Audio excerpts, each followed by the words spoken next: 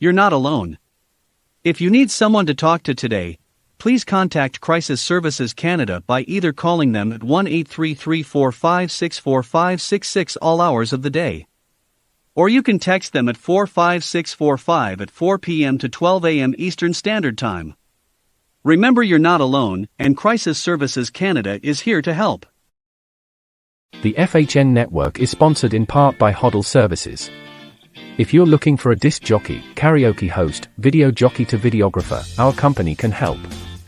With over 20 years of experience, we would be happy to help with your special event within Ontario, Canada. You can contact us at 226-988-2895 or visit us at our website at hoddleservices.vpweb.ca. That's HODDLE Services. We look forward to hearing from you and helping with your special event.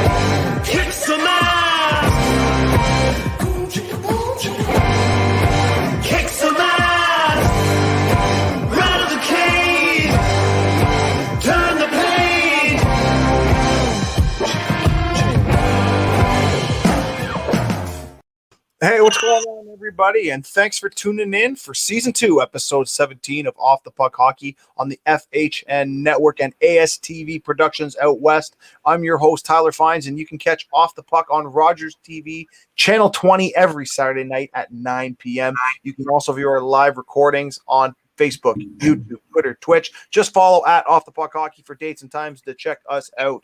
Make sure you tune in tonight. We have a special guest. We're going to talk to him in a couple seconds, but also thanks to MVP Brewing for helping us out for tonight's show. Playoffs are here, and they have been unbelievable, to say the least. OT games, hard-nosed brands of hockey. Loving every minute of it. Boys are going to run through their predictions, post them on our social media pages. Make sure you follow along and comment, and let's argue about who's going to win some of these series.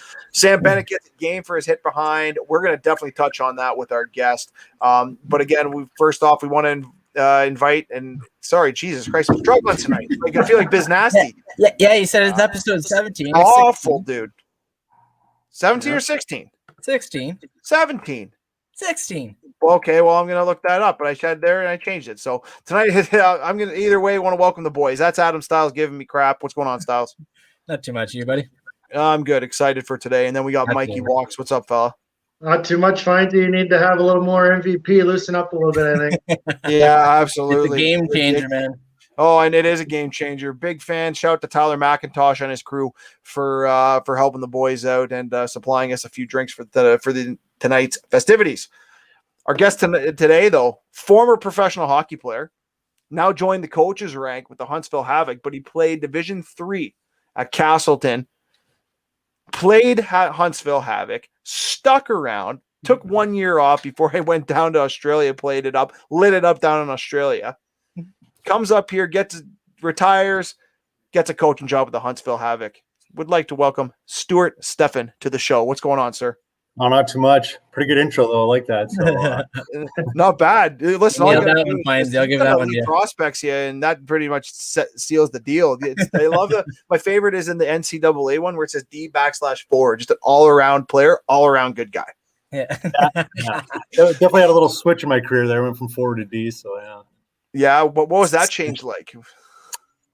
It was interesting, but actually enjoyed it. Probably saved my career actually a little bit. Probably played a few years extra there. Just a little easier on the body there, playing defense instead of forward, I think. So, I mean, kind of had a smooth transition to it actually, and kind of had my best years probably as a D-man. So that's awesome. And you're from Delhi as well, right?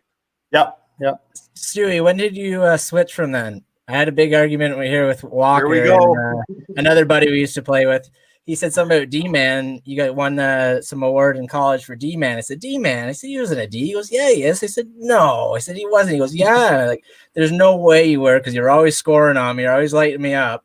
And then that's what we got in a little argument tonight with another guy, Chad Lowe, who we play with. Shout out to you, Chitty. But yeah, he was saying, like, no, he's like, I don't have a very good memory for some things, but for that I do. He's like, and Stewie is a forward for sure. I'm like, all right. I'm like, I'll settle the debate tonight and ask him what went on. So yeah, what age did you just switch over? Did you?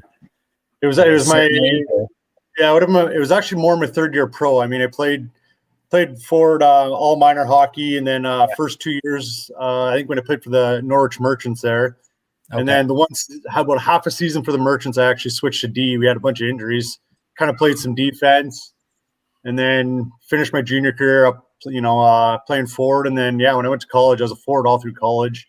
And then first 2 years of pro was forward. And then honestly, me and a buddy were at it was a Blue Jays game, and our coach called us. We're getting ready to head down in a couple weeks, and we were just kind of shooting the shit a little bit. And he's just like, yeah, we're struggling to find D this year. Tough recruiting. So I was like, I played D for about a half a year playing junior C or whatever. Eh? So they're like, maybe we'll put you back there for training camp. So I got there, and they're like, yeah, just for training camp. We'll move you back up front. Once we pick up a couple of D-men from the East Coast Hockey League, once they kind of make their cuts. And so I just did during training camp, played one exhibition game there, and our D coach loved me back there. He's like, no, I want you to stick here. So I ended up, switched to defense for my last 5 years of my career. So. Wild. Oh, that's awesome though. Yeah, that's great. So you stuck around in Huntsville.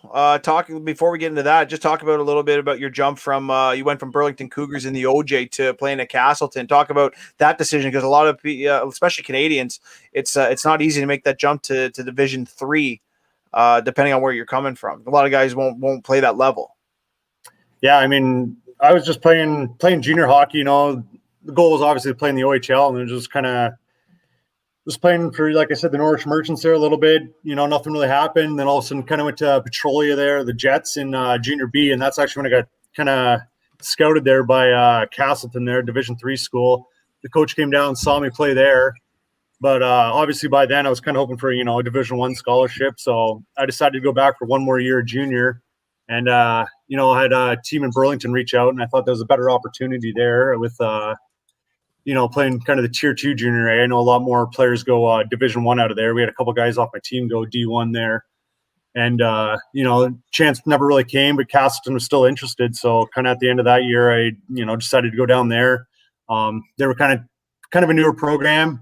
So they got off to a tough start the first few years there, but then kind of turned it around. And, when I was there, we had 4 really good years. We were competing for, our conference championship every year. So, kind of really enjoyed it, and probably a good choice. So that's awesome. And well, then all of a sudden you graduate and you jump right to the SPHL, Southern Professional Hockey League in Huntsville. Your first year, you put up 27 points. What was that like jumping into that league? I still remember the first game. Actually, that's one I'll never forget. I mean, this league kind of had a bit of a reputation at first, being kind of like a goon league, fighting league, and I remember a little bit of like getting ready to leave college, and I had a couple buddies that actually, it's the reason I ended up in Huntsville, because they came down here to play, and they're just like, remember the one guy telling me, he's like, man, you're better than this league. Like, you play at a higher league. It didn't really work out. So I ended up here, and I remember first game hopping on the ice and just like getting hacked, slashed. I think I had to go back and look at it today, but I remember there was a ton of fights. It ended up being 150 penalty minutes the first game. And I'm just like, holy, I'm like, is this for me? But yeah, it took a while to get used to a little bit. And then, like, I know I got off to a slow start that year point-wise. Definitely a little change there. But, yeah, by the end of the year, I think I was kind of firing there. And then, by the end of the year, my line there we kind of took over in the playoffs. Actually, we won the first round and lost in the semis. But definitely got more comfortable as it went on. But, yeah, it took a while there. Awesome. Stewie, I'm going to touch in, like, from your first year, how much has the SP changed to what it is now? It's changed. It changed a lot, actually. It's gotten like, I just think hockey in general has gotten way more skilled, way faster. I know like all the junior leagues back home, like I'm not even sure the rules anymore, but the OHL, you're allowed a couple fights and then you're suspended. So there's just honestly like there's no like almost fighters anymore. You get 1 or 2 that come around every year, but I mean most teams in our league now, you don't even have the fighters. Like you almost have we play with 10 forwards and 60. And I mean, your top 9 forwards are usually skilled guys. And then that 10th forward is, he might be more of a role guy, a little more of maybe a tough guy, but at the same time, they're not like idiots anymore. So, I mean, the league's definitely gotten a lot faster and, more skilled, and it's crazy. I mean, we had a guy this year play for us. He was signing an American League hockey contract, kind of with everything that happened though with the pandemic, he ended up coming down playing in our league this year. So, I mean, there's definitely some really good hockey players in the league. It's crazy. Sure. And how was it with COVID and everything? Like, were you guys pretty strict with testing? And I know you had said off the air there, things were opened up pretty good. So kind of how was that experience actually being able to have a season? Yeah, I mean, we were grateful to have a season. Obviously, it was definitely it was a tough season though. Like we had a whole bunch of protocols. Basically, like we could only go players and coaches, everyone kind of like we were basically going from like the players were going from their apartments to the arena, practice, and then back to their apartments. Like they were allowed. We had, you're allowed to do takeout and stuff like that from restaurants. You're allowed to go to the grocery store, obviously, and then the only other thing we really allowed the guys to do was go golfing. So it was pretty strict. We tested. I think we were doing twice a week. So usually we do the start of the week and then kind of before you left for either a road trip or before the your home games that weekend. So, and then every day too, we had an app that guys had to go on. You had to fill out all your information, like if you had any symptoms that day, and then if there was anything that even triggered anything, it would send us a notification and we'd tell guys to stay home. And start of the year was really tough. We had probably at one point we had a bunch of guys end up getting COVID, and we had to take I think we took one weekend off, and then the following weekend we actually played a game. So part of the league they put in this year was if a team's shorthanded, they don't have enough players, play either like a 4-on-4 game. So we actually played a 4-on-4 game, which actually it was really fun, especially as a coach, trying to game plan for that. Yeah, that's pretty crazy. Yeah, it was the other team definitely just came out and they were just trying to play like 4-on-4. Like they didn't really have a game plan. And like we had a bunch of guys just coming off like our COVID protocol or the COVID list or whatever. So like we knew we weren't going to be very, in shape or whatever. Like we were definitely struggling. So we just played a tight, we basically PK'd in our D zone and then would just they would start flying around the zone. We were getting breakaways like crazy. And then towards the end of the game, we just hung on because we had nothing left. Our guys were absolute gas, but it was a fun game. Yeah, sure. Stewie, how did you find the transition from playing to coaching? It was definitely it was a little bit unique. A little bit. I played my last 2 years. I was actually kind of a player coach, so I helped the coaching staff with like doing film and stuff like that. So I was kind of already doing some video breakdown and systems, and I'd help run some of our skill practices or morning skates sometimes. But I think the toughest part for me was I won a championship my final year. And then I think we had 12 guys return the next year. So it was like all these guys that I played with. And then I transitioned into coaching. It was, part of it was nice. I kind of knew the guys, but at the other, there's sometimes too, it was like, those are my buddies the year before, we were battling on the ice, going to the bar and stuff like that and having fun. And then, now I had to kind of, be their coach a little more. And biggest thing, Saturday night after a couple wins, couldn't go out with the guys and have any beers kind of thing. So it was, that was definitely a little bit different. And then obviously sometimes you got to give them shit, you know what I mean? So that was a bit tough, but I think the actual coaching and hockey part of it, like I really enjoyed it and transitioned pretty smoothly into it, I think. You get an inspiration from the old man? Still always, talk to him and stuff like that. But yeah, I mean, I think we were a little bit different coaching styles. He was a little old school and liked to yell and scream, and yeah, he got a few suspensions over the years, getting kicked out of games And I think I'm a little calmer, try to be more of a player's coach, especially in the assistant coach role. I think you got to be, you're trying to be a little more, get to know your players a little more as an assistant coach, I think. So I need you to pronounce your head coach's last name for me. Glenn DeTulio. DeTulio. There it is. How long have you been with Glenn? Yeah, so that's I've been coaching with him for 3 years now, but actually, so my first year when I came down to play pro hockey, it was his last season of playing. So he was actually playing. He was our leading goal scorer. I think it was with 5 games left in the season. We fired our coach, and our owner decided to offer Glenn the job. He kind of just asked him, he's like, hey, you know, he was kind of the player coach at that time too, so he's helping out the head coach. So they asked him if he wanted to take over. Took over for the last 5 games. We ended up squeezing in the playoffs, won the first round against the number 1 seed, and then so they offered him the job. So then I ended up playing for him for the next 6 seasons, and then now I've coached with him for 3 now. So awesome. So was he the champion? You guys won the championship in 2018, didn't you? Yeah, so he's coached. We won it back-to-back years. There was 2018, I think, was the year I was still playing, and then 2019 when I was coaching. So yeah, he's been the coach for both of those. So oh, that's nice to go out with a ring. Oh, 100%. It was I had a couple close calls, but that was definitely a great way to end it. So what's the SPHL and the ECHL interaction right now? Like, what's that relationship like, calling up players, taking down players?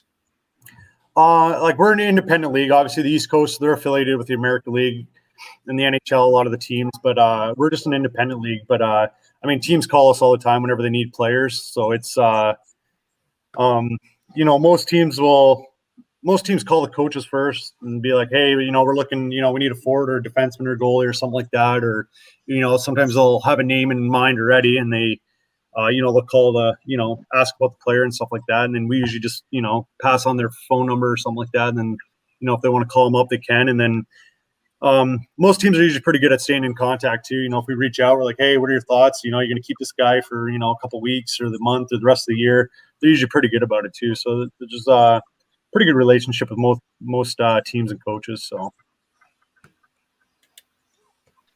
Stewie, I'm going to date it back here. I'm going to hit the rewind button on you. What was it?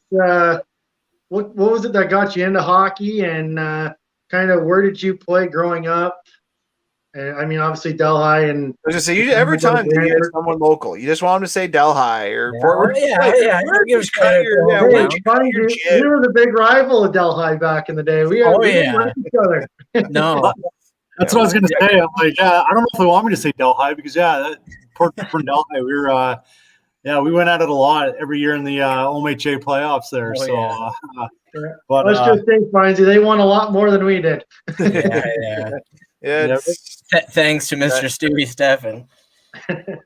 I left him with the Brantford there, played AAA though, so I let you guys. I don't know how you guys did after that, but yeah, my neck still burns, man. Yeah.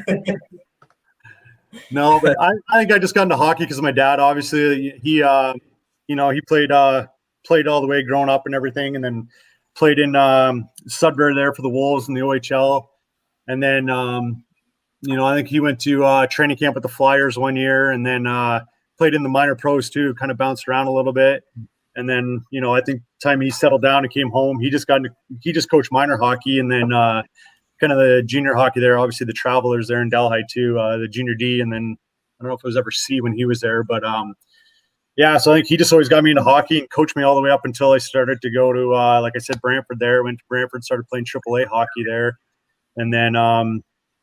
I think that was the end of him coaching me, but that's kind of probably the reason I got into it was just him. I think when I was at a young age, I started skating right away, so definitely enjoyed it. So I mean, that's how I definitely got started.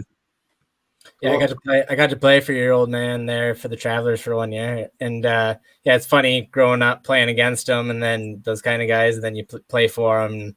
Yeah, such a great man and awesome. It was a pleasure to play for him. Awesome coach, very intelligent man. Yeah, that's good to hear. So, he's like, I had a completely different experience with him. That's his old man. I know he was definitely hard on guys, but I think he got the best out of him. He'd still have. That's just it. That's just it. But it's changed. It's changed now, but back then that was the way. Yeah, it worked that way, and it really did work for him.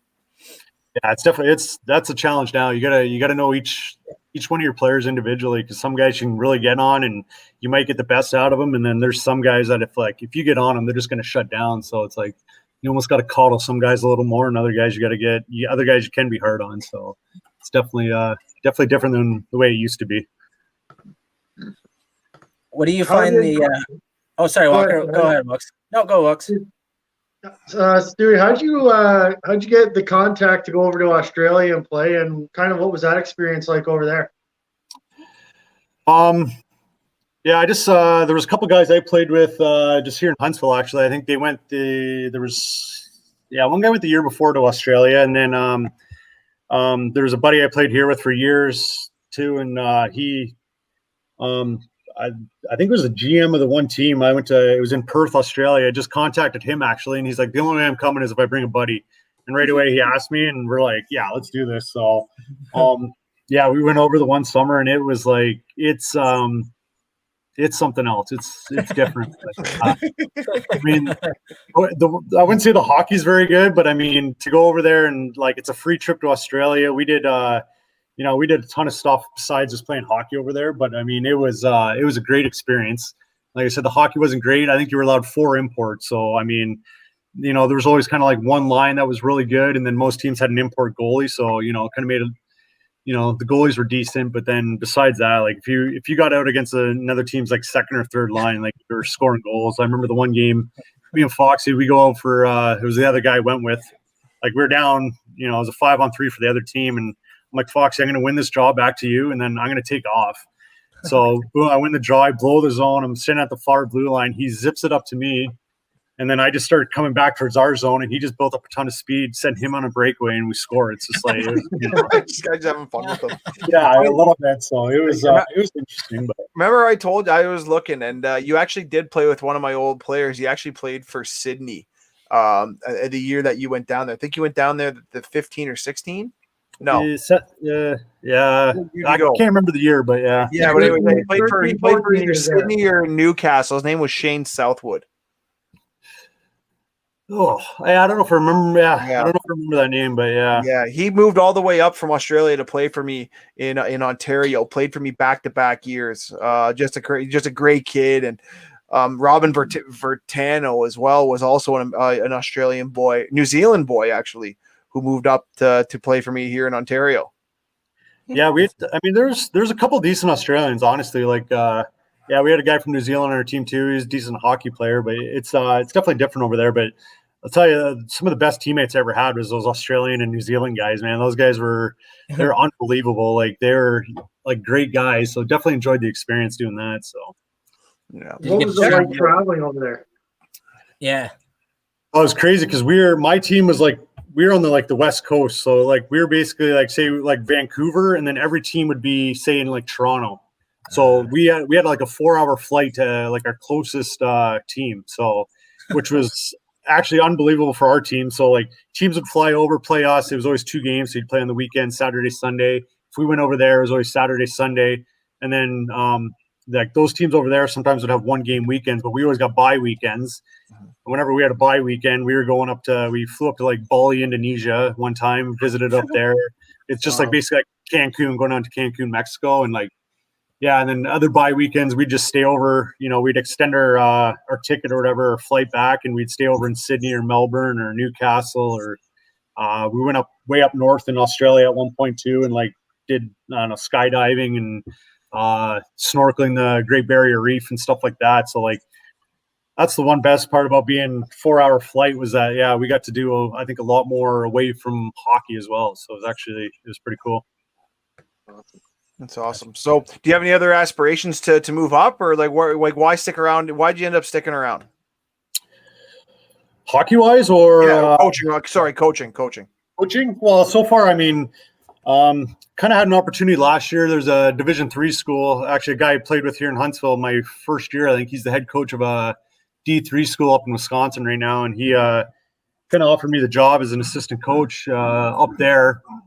And it's something I thought about, is getting into college coaching there. I think there's a little more stability, a little more money and different things there too. But obviously with the pandemic last year, like there's no guarantee college hockey was going to happen. And I just felt like, honestly, our league probably had the best chance of playing. And I went back and looked. I think they ended up playing about 8 or 10 games this year. But it's just kind of all the opportunities right now. It's just kind of waiting and seeing. So, a lot of teams, even the East Coast this year, I think they only had half their teams play. Yeah, it was wild. Yeah, our league only had 5 out of our 10 teams play. So, this year was tough because there wasn't many, many coaching opportunities out there, honestly. So, yeah, Nick Minerva plays for the Macon Mayhem. Yep. Another boy came through the program up here. See, guys, I've coached a few kids. All right, all right. I know I'm getting older, but it's a few kids who came through the GMHL when I was running things. All right. Yeah, he's not a bad little D-man, actually. Skates pretty well, and he's his brother. he was running their second power play, and like he's not afraid to fight either. He'll get in there and stick up for his teammates. See his brother play. His brother's a hell of a hockey player.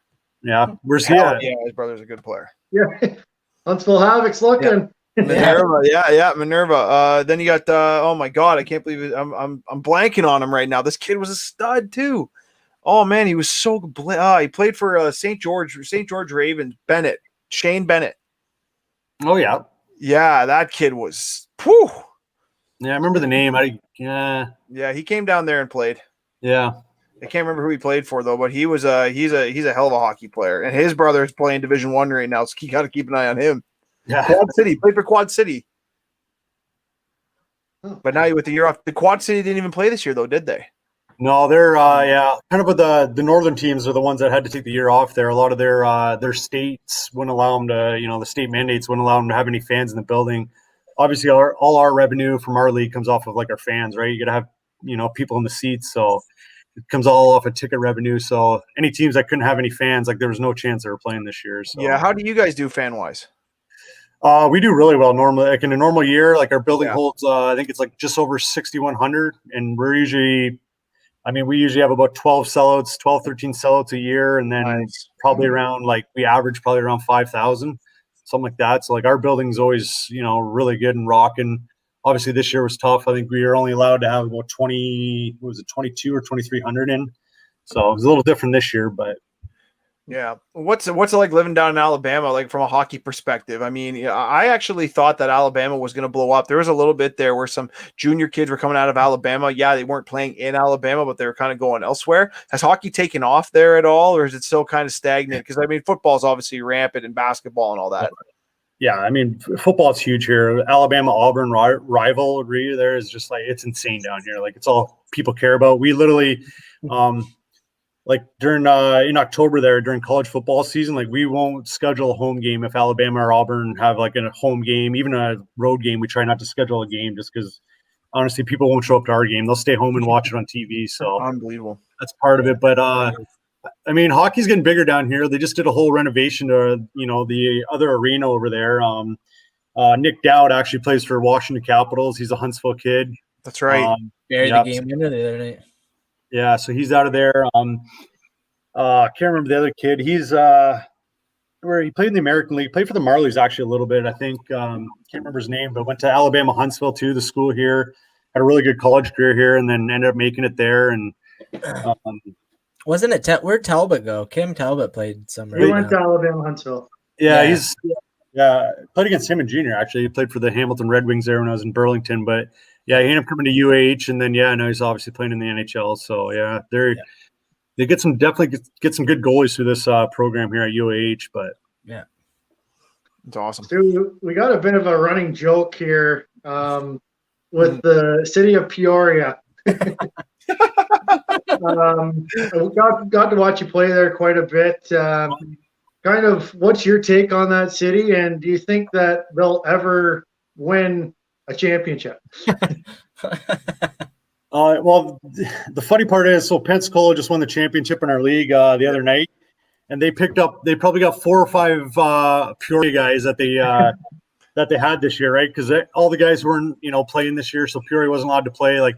Obviously, all those players are free agents, and they're allowed to go play for other teams. Now next year they got to go back to Peoria, but there's about 4 or 5 of them went down to Pensacola this year, kind of as a group, and they end up winning the championship there. But I mean, as far as Peoria, it's a great barn. Love that arena there. Obviously, it's probably a little bit too big for the SPHL. It's hard to get, I mean, they do decent fan-wise, probably around 3,000, 4,000 fans, but the arena is huge. So it makes it look a little more empty, but definitely a nice building. I mean, they always got a really good team. They got a really good head coach there. He's really smart hockey-wise and always finds, he's a good recruiter, brings in the good players. But I just know there's I just feel like every year they put so much pressure on themselves because they always have a good regular season, finish, always in the top probably 2 or 3 in the regular season. And then it's just every year there's newspaper articles and things, and they're just talking about how it's boom or bust. And I think they just always end up putting so much pressure on themselves. They always end up kind of choking, but yeah, for sure. And there was one year where they got to pick who they played first round. I don't know if they still do that or not. And instead of taking the 8 seed, they took, I think it was the 4 or 5 seed and got beat out. Kind of, do you think they had any sort of strategy going into that, or was it just we beat this team well in the regular season? Yeah, I mean that year, yeah. So I mean, our league's done it like they're not afraid to try things and do different things. Our league was actually the first league to do 3-on-3 overtimes, and then it kind of transitioned all the way up, and then obviously the NHL does it now. But yeah, the SPHL. I mean, back before I even played in the league, I think maybe right from the get-go in 2004, they were doing 3-on-3 overtime. So they're definitely not afraid to try things. But yeah, for 2 seasons we did basically the top 4 teams. You get to pick your opponents. So obviously one gets to pick, from 5, 6, 7, or 8, and then 2 gets to pick, from there, and then 3, and then 4 basically just gets what's left over. But yeah, I know the one year, I think Peoria just had a really good record against one of the teams, and so they decided to choose them. And to me, it just kind of it's tough because it almost lights a fire under that team there a little bit. And they came out, and that's the other thing with our league too is there's the playoffs are only 2 out of 3. It's not 4 out of 7, so they're quick series. So I mean, if you can get the jump on a team, even in just game 1, you win that first game, and then there's a lot of pressure in the second game right away. So I think they kind of they probably regret that decision, but yeah, I think it was interesting. But I think it was the one year too. It helped us to probably win a championship too, not having to face Peoria. I mean, we did beat them the year before, but they were a good team again. So, well, listen, at the end of the day, got to win. You got to win the 2 games to get to move on, right? You got to win 2 hockey games to win a championship, and it's a great league for people that don't know about the SPHL. Fantastic league for young guys to cut their teeth as a professional player. Even as a young coach to get your hat in the ring and give yourself an opportunity for a future. So it's great to kind of go in detail about the league and what it's done for you. But I think we got to talk about these Stanley Cup playoffs that are going on right now. They're absolutely bonkers. And we got to talk about it. We have to talk about it. It's crazy. Have you guys actually watched the games? Yeah. This is the first time in 6 years I've watched every game, except for obviously tonight. I'm not watching right now. 6. I watched. Yeah, not every game. You guys watch? I watched a lot. Yeah, I've watched all of them. Everyone. The only one I haven't caught was the Vegas Minnesota game. Yeah, good game. Goal. That would have been one for Styles, though. He would have had a Woody the whole time because the goalies were playing so freaking good. That would have been it, though. It would have been boring as hell. Man. Yeah, no, everyone played good. But, so what we're going to do is, and we'll get Stewie to get in on this with us. What we're going to do is, and maybe if Maddie's listening back there, he can write some of these down. We're going to do our predictions. Walker and I had done one previously, but it was like a mock one, just depending on how everything shaked out. And I'm pretty sure it was pretty damn close to how we predicted. Pretty damn close. So we'll start with your Pens, buddy. Pens and Islanders. It's already 1-0 for the Islanders. They blow it in OT. Crosby had a hell of a game. I still think it's Pittsburgh's to lose, so I'll go first. And I think Pittsburgh wins this one in 6. Yeah, I mean, that's pretty much what I said in the first round of things. And I mean, overtime, anything can happen. So I kind of agree with that. 6 games is, you got to give them something. So. All right. So Pittsburgh 6. Styles, Penguins and Islanders. I got Penguins in 7. Penguins in 7. Stewie, writing your predictions down. What's Stewie think? That's funny. I actually saw a stat today. Pittsburgh's, I think 1 in 9 in their last 10 playoff games, or something like that, And I think 1 in 8 maybe in the last 9, and all their losses are actually to the Islanders or something like that. Wow. Okay, so there's some insight. Well, it's not really inside info. It's actually stat guy coming in hot. Actually, before what, I want to actually talk quickly about that because that's important to me. How important is stats at your level? I mean, obviously you don't got 9 guys timing and 9 guys, like NHL chart and stuff. But is it useful information for you guys? Do you get a lot of information or not as much as you'd like? So we've kind of, I don't know, have you ever heard of Instat? Yes. So we actually started using that this year, and it's actually unbelievable. It allows us to do so much stuff. So we started using that this year, and it's definitely been a lot more help. But in the past, it's been we kind of tracked a whole bunch of stuff on our own. So as we're clipping games, we got the buttons where we can clip, and we were tracking a lot of stuff on our own kind of and trying to figure as much out as we can. But now that we got Instat, like it gives you a ton of information. There's almost too much there, but yeah, no, we use it a ton actually now. So yeah, I want to talk about that for an extended period of time about how important stats are. We're actually trying to get Megan Chayka on here, who does professional stats for Sportsnet, and yeah, that would be something for sure. But that's a great stat to have, though, especially if you're a gambler. Like, I mean, a lot of people haven't even looked at that, but it is a very important historic stat that might actually predict what's going to happen here. And again, you got Barry Trotz as the coach, and you never know with him, right? The adjustments he can make, the type of team they have. It just sometimes they just have your number, and I don't care how good your players are, you just cannot find ways to win. So, what do you think then with that inside info? You think it's going to be Islanders then? Yeah, I'm going to go with the Islanders, probably in 6. Ooh. Not even giving them 3. I like that. Suck on that, Walker. Yeah, take that one. How do you like that? How's that feel in the feels, bud? Yeah. There you go. Caps. Hey, I got 3 or 4 cups that I've watched. Oh, that's true. Yeah, you got lucky with your old cup. Team shouldn't even exist anymore. You should be bankrupt. You got those rings, too? You got those rings? Yeah. You get them shipped to you? Yeah, right. All right, we got Caps and Bruins. Unreal game. Chara, obviously, this game is like men, just the way the game is supposed to be, old school hockey. Caps take the first game 3-2 in overtime. I think this game they're at 2-2 currently. I actually think they're going to go OT again, and I think it's going to go all the way to game 7 with 4 of those games being in OT. And I'm going to shoot for the dark. I'm going to say Washington. I think it's going to be Washington. I did say Boston, I think, the first time, but I think it's going to be Washington. What do you think, Stewie? Yeah, I think Washington as well. I think they're just a little deeper. I think Boston's kind of lost a little bit over the last couple of years there. So yeah, I think Washington. So. Styles. Yeah, definitely Washington. Washington and what, Reg? Washington 7. We're going all the way. I think we got to go. I think they're going all the way to the Hammer too. I think they're going all the way down. Really? What about you? What about there, Walker? I'm gonna go just because everybody's saying Washington. I'm gonna say Boston in 7, but I think they need to bang around Washington's D a little bit more. Okay, they're playing a little too cute down the offensive end for me. All right, I like it. Yeah, exactly. Right now we're rocking the Hurricanes and Predators. Hurricanes, the number 1 seed in that division. That's tied 1-1 right now. This is a tough call, man. This is a really tough call. Like, I mean, at the end of the day, it's going to be goaltending that wins it. I think it's going to be Carolina in 5, though, but they're all going to be 1-goal games. That's a tough prediction right there. I know it's tough, but I'm going Hurricanes in 5, all 1-goal games. Hurricanes in 5. Hurricanes in 5, not all 1-goal games, but Hurricanes in 5 for sure. Hurricanes in 5. Oof, okay, Stewie.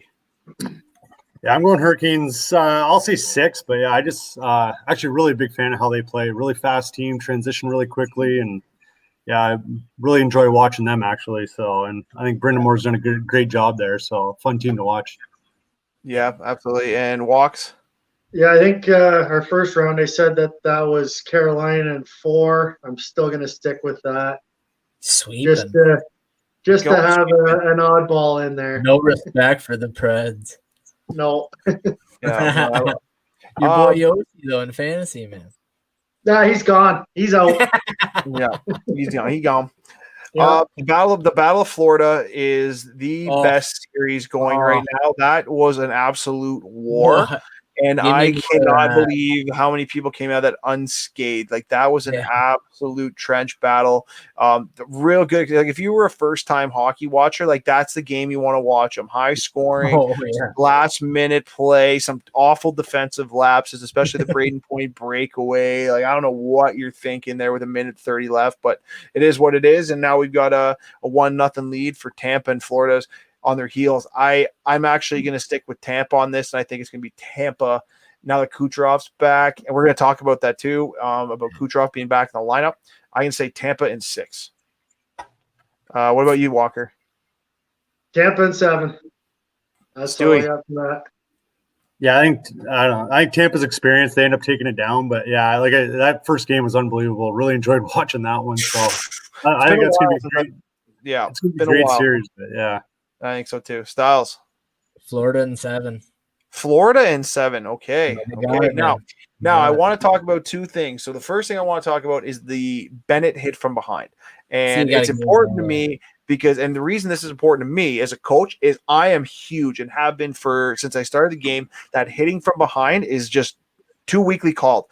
From the top all the way down. I think hitting from behind is probably the scariest thing you could do to a player in any league. Doesn't matter where it is. It literally is the scariest thing. I don't care if it's a slap shot to the face. Getting hit from behind is the scariest thing in the game. And I don't condone it, and I don't think the NHL or any league has done enough to stop it from happening. I'd like to hear your guys' opinion. I think you should have got more than that, but I mean, it is a precedent. But Stewie, you know, you're coaching pro. You've played now for a while. Have you ever been in a scary situation where a guy's got hit from behind, or, you know, what's your stance on it? I've never seen anything too crazy. Obviously, I've seen, you know, hit from behinds, and yeah, I agree. I'm right there with you. It's like one of the most dangerous plays in hockey, especially I think that one, he was like a foot or two off the boards too. So like those ones are always really scary, is when you're just off the boards and then, you know, like you don't know how you're going to fall, if you're going to go in head first or, you know, anything like that. So, I mean, I think definitely it should have been, suspension, obviously playoffs. So that's probably why they only won one game. Maybe it's a regular season, they might give them a couple more, but no, I'm right there with you. I think those are, you know, kind of, you know, gutless plays. I know there's sometimes where it's hard because you're going in for a hit and a guy, you know, everything's about on you. Puck protection now, you know, guys always want to, you know, protect the puck. It's like kind of turn your ass into them to try to protect it. So it's like, but there's times when, it's not a good play. Yeah, I don't know. What do you guys think? What, you saying those stop signs weren't enough fines on the back of the jersey? Well, friggin', you know what? Well, the deterrent is the suspension. Like the deterrent is just 3 games. But listen, Stewie made the best point. And the problem is that these skill development guys are taking advantage of the fact that they've changed the rule and that the onus is now on the hitter as opposed to the puck player. And it's the same thing with open ice hits. It seems like the guys that are cutting through the open ice with their heads down, getting laid out, you know, now the guy that's throwing the legal check is the guy getting punished for it. So that's not the way I think the rule should be, right? At the end of the day, like you have to teach the kids and the players, like you can't turn your back around the board. You got to learn to absorb the hit. I get puck protection, but you know, I don't know how you curb it. Like, I mean, well, Bennett's is a little bit different because he was not containing that guy. That was an absolute there's into the numbers. So that's a little bit different. I think you got to judge each of them differently. You know what I think too? I think if that was the regular season, that would be a 3-gamer. But because it's the playoffs, they, you know, I always just feel playoffs, they give it more leniency. For some reason, you agree with me? You know what I mean? Like, no, Walker, what about you? Yeah, but that hit specifically, I mean, it's a suspendable offense, but a lot of these players now, they don't take into account, I feel, who's on the ice. I said it with the Tom Wilson hit too. You got to be aware that Sam Bennett's on the ice. You got to be aware that Tom Wilson's on the ice, and choose maybe a different approach going into a corner or the way you protect the puck with them on there, because you just don't know. See, I think, you know what, I'm going to completely disagree. I think that's the biggest pile of horse shit, and I know I just swore and I don't care. I think it's I've never agreed with that argument whatsoever about, you got to know who's on the ice. How the hell are you going to know on the ice? They could have done a line change, and Bennett flew in off the line change and laid the hit on, right? You don't know who's on the ice at all times. Like, you don't know. Like, that's bull. I think, like, at the end of the day, you're responsible for who you are. I'm just being honest with you and giving my opinion. Because, like, again, you could be a line change. You could be anything. Like, I don't know, Stu. What do you think, Stewie? You got to know who's out, but, like, come on. Like, you can't know who's on the ice all the time. I don't know. I tell my players all that. They got to know who's on the ice. I'm usually talking about offensive guys. Yeah, right? that's fine. I agree with you. You're out against the top line, like, you know, like if you're out against the top offensive players. So, I mean, that's something I was always big on that, is like knowing who you're out against. And then like again, there's not a lot of those guys that just run around and finish hits anymore. Like, obviously, you know, I think playoffs kind of ramp that up a little bit more, but there are definitely those guys that, I don't know. I think you need to be aware of when they're out there to make sure, but at the same time, like, that hit was still dangerous. Like, I mean, you know, he wasn't protecting the puck. His back was turned completely. Like, he was standing there. So it's like that one 100% was, And it's Mr. I can't do a chin up Sam Bennett. You know what I mean? Like that. Like, I don't know about that. Like I don't think Sam Bennett's in the top 10 dirtiest hockey players in the league. You know what I mean? But it was a bad hit, and it was absolutely ridiculous. But it is what it is, and now he's gone for a game. The other thing that I quickly wanted to touch on in that game was Kucherov and the circumvention of the cap. Oh, here we go. The guys are just the Tampa Bay Lightning follow the rules. They're doing what's in the CBA, and we're going to take it to Walker because obviously he's got something to say about this. So let's hear it. Kucherov. I hope that they lose, but I mean, Kucherov is so good. Did you see that pass? Nasty. That big slap shot. Like, I arguably one of the best players in the league. If not, I mean, outside of Connor, he's right there. Yeah. I agree. The circumvention of the cap thing, though, they're just still following the rules. Like I'm really like it is what it is. And trust me, you know what the crazy thing is? I'm loving the Twitter people that are just like, oh, they need to change this rule. Just wait until it's your team. Yeah, just wait until Connor McDavid's got a broken leg, or I don't know how it works. Like I said, yeah, who knows? Like just wait till it's your team and you need to circumvent the cap. I don't want them to win because they, I mean. Just because of the fact that it's their cap, they had a cap issue that wasn't fixed. It's the same when the Blackhawks did it. I didn't want them to win at all. Yeah. No. Actually, that's what I was going to ask. Stewie, are you guys kind of like the Coast design on your pay structure, where you have like a certain budget a month or something like that? Is it kind of similar where you are? Like we have a salary cap, so it's it's basically just a daily salary cap though. So that's right. That's what it was. Yeah. So. Okay. Yeah. What's top guy get paid there? Or is it kind of, do you know that for a fact or? Like probably 500, I'd say at the most. Yeah. It's usually under that. The Coast definitely makes a lot more. So, but. Yeah, you got to play somewhere. Yeah. Got to play somewhere. All right. So did we go through to everybody? No, I didn't yet. So I already called mine. Tampa, Styles. Yeah. No, I said Florida in 7. Yeah, we went through. You're done with them. We're on to the next series. Right. Moving on. All right, Avs and Blues. This is an interesting one. Again, Colorado wins the President's Trophy. Congratulations to them for that. Very intriguing series. Colorado, to me, I just think they're snake bit. I don't know why. They kind of seem like the Washington Capitals of the past until I still think they've got about 4 or 5 more years until they win it. I might be wrong on that, but I guess we're going to see. Stewie, who do you think wins that one, buddy? Colorado or St. Louis? Yeah, I'm going Colorado, I think. Yeah, how many games? I'll go 7 on that one, actually. Ooh, going all the way to the max. All right, I'm going to say Colorado for this series in particular. You know what? I'm going to join you. I'm going to say Colorado in 7. I think it's a 7-gamer. Colorado 6. Colorado 6. Fine, D. You can't talk up St. Louis and then pick Colorado. I know. Yeah, fair point. It's just tough, man. I just think it's a goal. I think it'll be tough, but I think they're still better, though. I just think they're snake. I don't think this is the round they lose, though. No, I think I also got Colorado in 6. Yeah, I don't think this is the round they lose. I think the next round is the one where they're gonna have a tough time. Golden Knights and Wild. Interesting one. It's 1-0 for the Wild. They beat Vegas in OT after, again, like I said, the goaltending was phenomenal. Like Marc-Andre Fleury put on an old school show. Talbot on the other side, another old school show. I still think it's Vegas. I think it's going to be Vegas in 6, but I think it's going to be tight if that's the way the goaltending is going to go. Styles, what do you think? Wild in 6 for my boy Cammy Talbot. Wild in 6 for Cam Talbot. Okay, fine. Stewie. Yeah, I'm going Vegas too. Another team I really like to watch, like up-tempo team. I think they can go all the way. So I'm going. I'll go Vegas in 6. Vegas in 6. Walker. I think you got to go Vegas in 7, just because Minnesota's goalies are hot. I like it. Stewie, just touching on watching hockey, like how much of the NHL influences you guys from a coaching perspective to the players that you're obviously developing? Because I think you guys are a development league at the end of the day. Some of the guys, this is the end of the road, but I mean it's still professional hockey.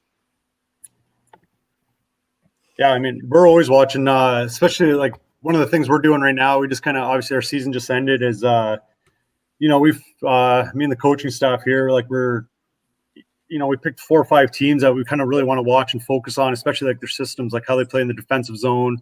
Like I know Nashville, they do like a 1-3-1 neutral zone forecheck. So it's something we're kind of, we tinkered with this year. So we kind of want to watch it more. And then, I know Carolina's like really aggressive on the forecheck. A lot of times it's 2 guys coming in hard.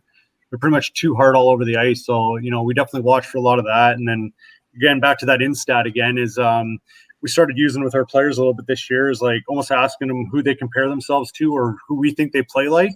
And then we'd send them shifts of that player too. Like you can just pull it up and send them shifts of that's cool. That's cool. That's sweet. Yeah, it's an awesome tool. That one, obviously, Steve. There's a bunch of them that are out there, but Instat is fantastic, and it's very, very easy to use at the end of the day. And that's really what it's all about is user friendly. All right, no. You gotta pay for this stuff, Styles. There's no free stat guys out there. I know. Hey, it's just a question, man. Just a question. No questions. No. What do you? Yeah, you gotta pay for that, right? Stewie, here's one for you, Stewie. You ask your players who they compare themselves to.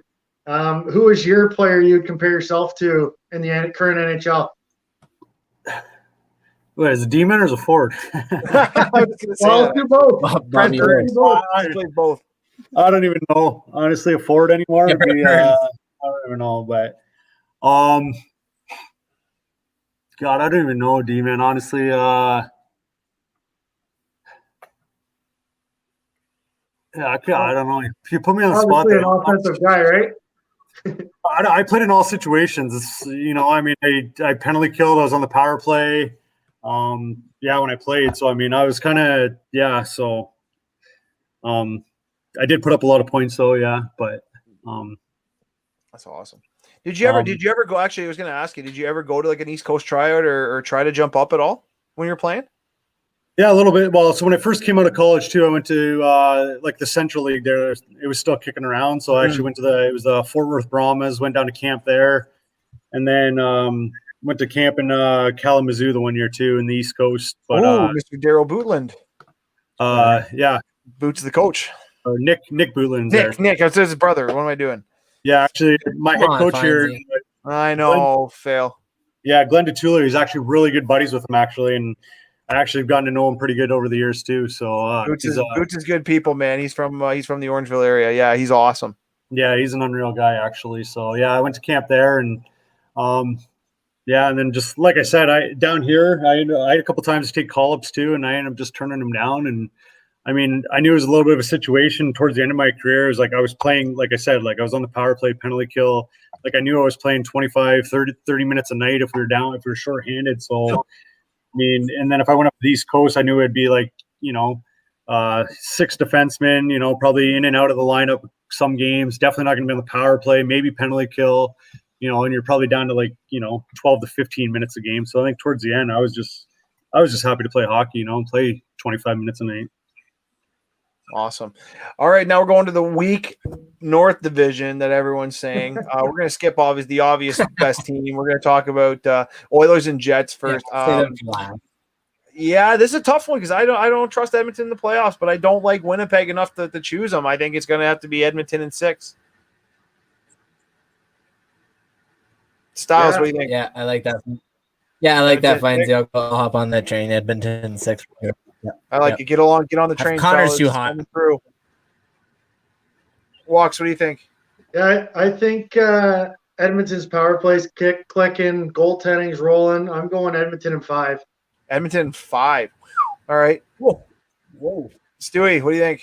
I was going to go Edmonton in 5 too. I think they were like 7-2-1 against Winnipeg this year, and just Winnipeg's top.